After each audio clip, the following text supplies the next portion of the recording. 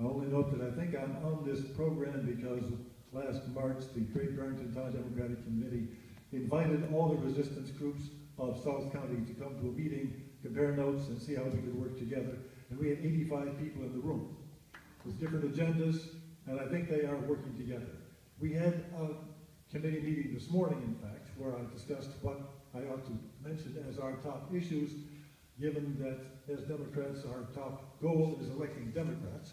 But nonetheless, I think it's fair to elect Democrats if you believe Democrats believe in good government based on social justice. On those criteria, I'm not at all unhappy electing Democrats. The issues we are going to focus on are economic development, income inequality, or something as simple as broadband access to the hill towns, and continuing to push healthcare in the right direction.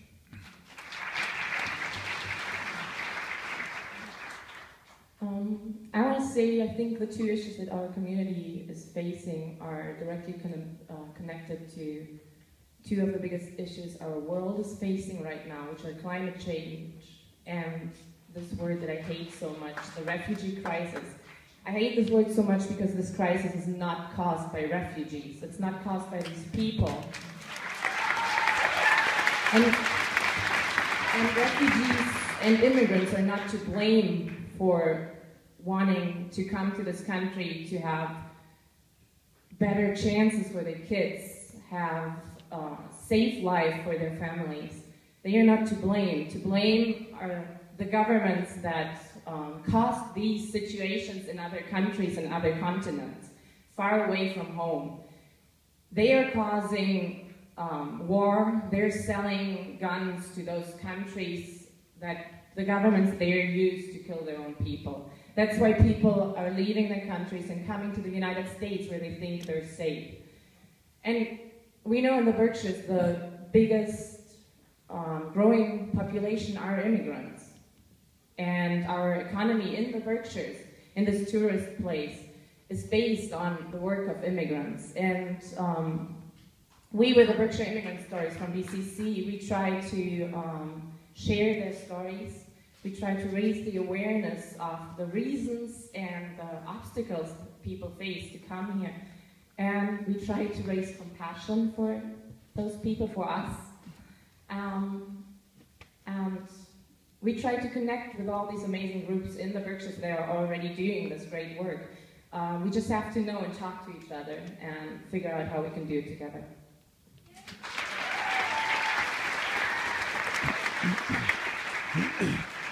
So, as it has already been said, there are numerous issues. So, the two that I'd like to mention as priorities for me and some of the organizations I'm involved with is equity and inclusion.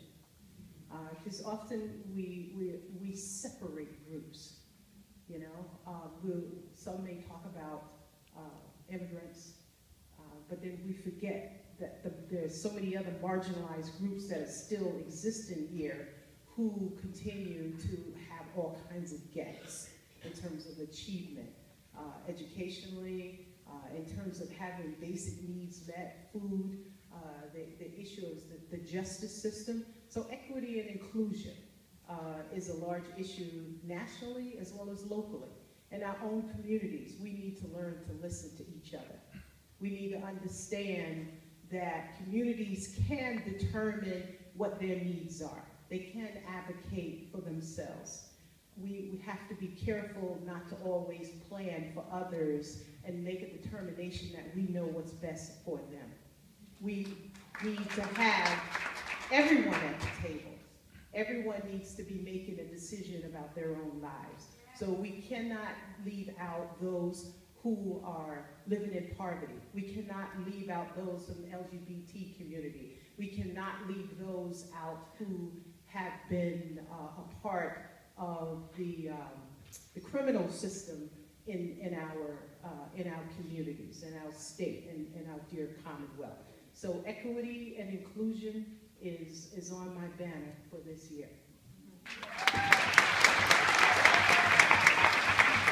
And the second one, quickly, is education. Education, we all know the value of education. We understand access and opportunity. And I cannot tell you how how depressive it is to see young people who desire to change their lives, who desire to break the cycle of poverty, who desire to do more than what the generations before them have done, who desire to stand on the shoulders of these incredible women that are sitting before us today and to do great things and to make a difference in this world. But we have to decide that we want to have an educational opportunity for all young people. And locally, it's a problem also. It's not just a national issue, it's a local issue. We need to demand that our legislators continue to focus on creating or pushing, advocating for a formula that's equitable when it comes to funds. Thank you.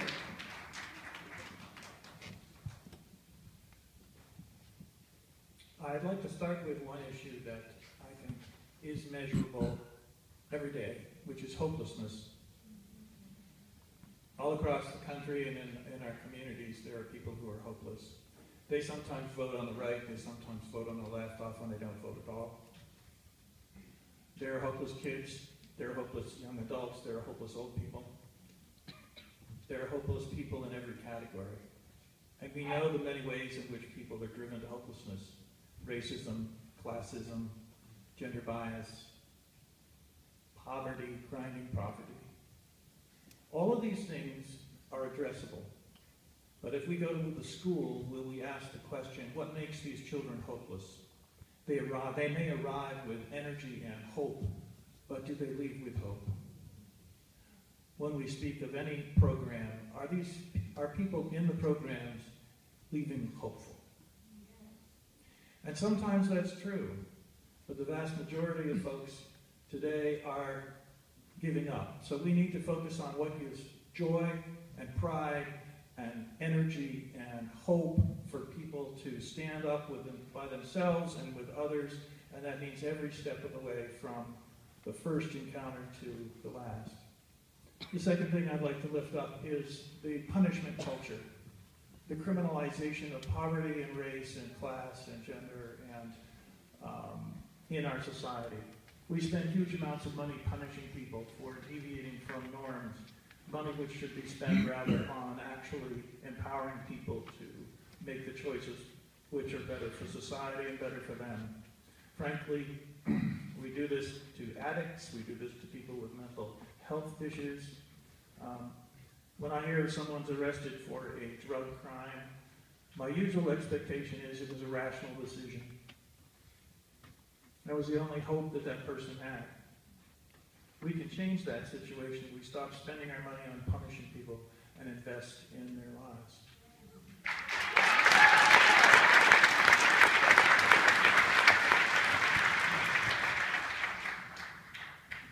I will focus only on one point, actually. I'm thinking that the challenge facing us is lack of beneficial engagement. You know, we might be waiting for things to happen and don't initiate things ourselves. I think if we start maybe thinking globally and act locally on the micro scale, don't wait for something to happen, we make things happen. And as you always say, you be the change that you want to see. So don't wait for this event. You know, what can you do after this event? Let's start with ourselves and try to engage with others irrespective of our background or ethnicity or religion or whatever. Just treat each other as humans and start from there. And how can you help? Even when it snows, just plow the snow for your neighbor driveway. There's something little like that to build the strong community, and you go from there.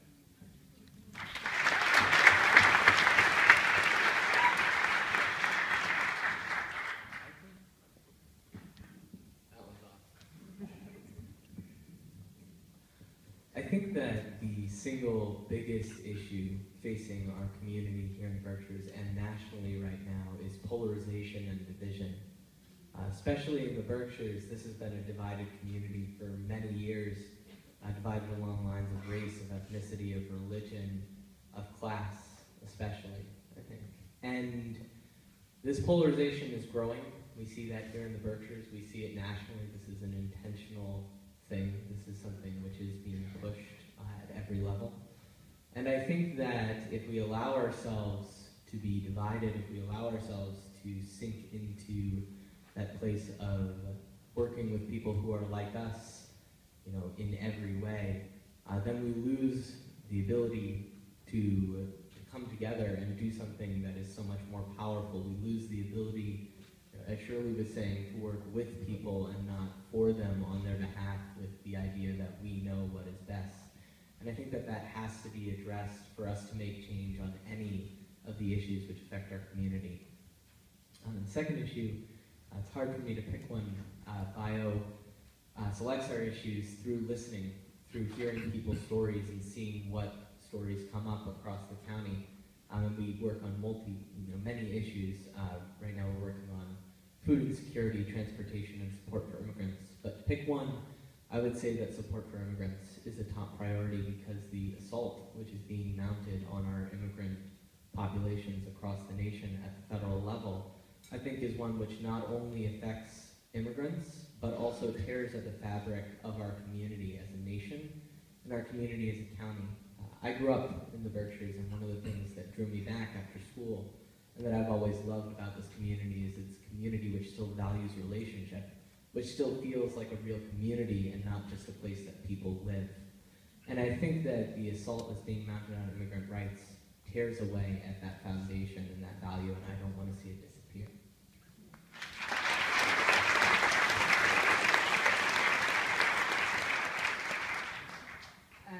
So there's already been a lot of good stuff said. I guess for me as a city councilor now, the two issues that I see, and there's a wealth of them, is to echo kind of polarized communities, I think. And even on a local level, I see that we are so quick to judge and have our voices heard. And I think having our voices heard is incredibly important, but the other aspect of that, I think, is to listen to other people's perspective as well. One of the things that happens here in Berkshire County and happens here in Pittsfield, which is also happening nationally, is that we want our voices heard. And we reject the other side of the story. And I think that we can't do that anymore, because that's why we have what we have here. There's a whole portion of the middle of the country that felt like they weren't being heard. And this national election is a result of that. So on that local level, I think, as good of an event that this is, and kudos to Indivisible Pittsfield, and kudos to every one of you who came to listen, I also think that we need to take ourselves out of what we're used to and go to where other people are. One of the things that I heard recently was, how do we get this group involved with what we're doing? And to me, my response to that is, what are you doing to go to their group? I think that we can have events like this, and they're great events, but we also need to go to the areas of poverty, and we need to go to groups like NAACP, who, for our African American brothers and sisters, are historically rejected in Main Street groups. We need to cross that line instead of expecting them to come to us. So that's something that I see. And the other thing, the issue that I see is the reason why I ran for office. We need to have different leadership. And so in local elections, up to the state level and up to the national level, we need to build that pipeline with people who want to see change, real change happen.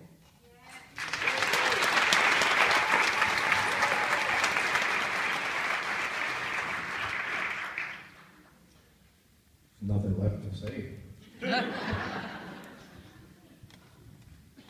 When we think about the problems that we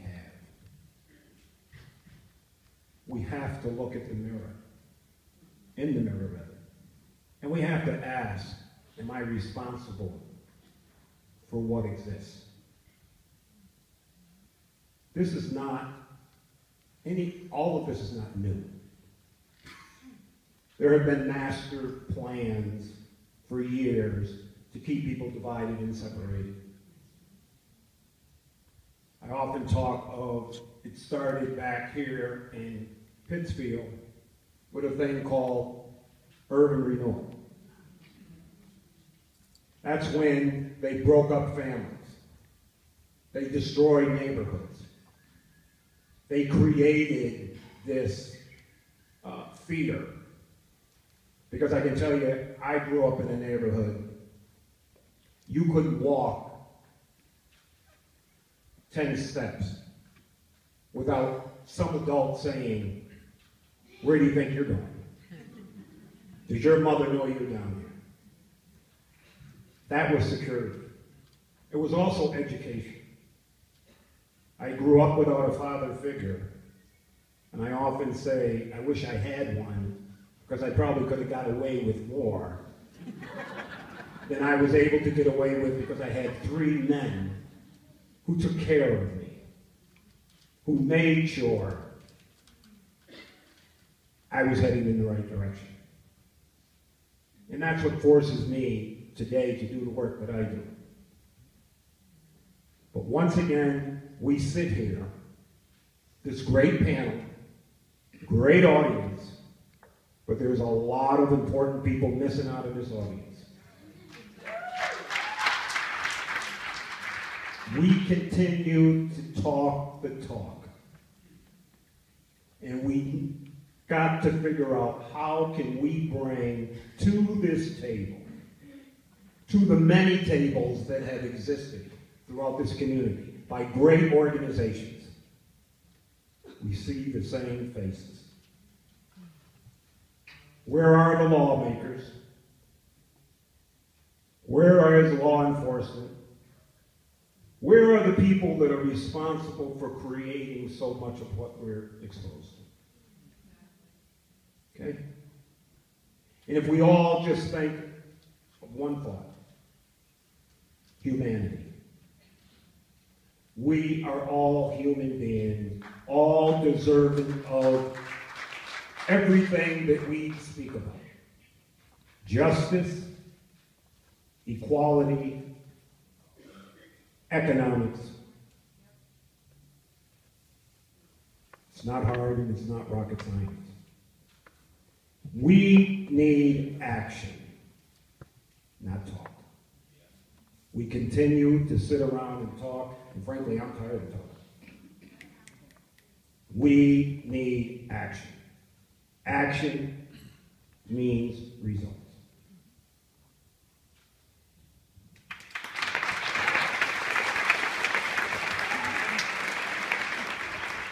So I'm going to choose not to talk, and I'll pass it on to Paul. Thank you. So at a really big picture level, a level that affects our community, the state, the country, and really the world, the two issues that have driven me since I was a little kid, drove me to start working on campaigns from the time I was 16 years old, to eventually run for office and to continue fighting a big fight down in Boston, are fighting poverty and destroying the inequality that creates barriers to keep people in poverty. At state level, at a very tangible level, there's 2 items I think everybody should pay attention to in this coming year. The House and Senate, at this moment, we are working on bills on health care. And so access to health care, universal health care, affordable, free, single-payer health care is...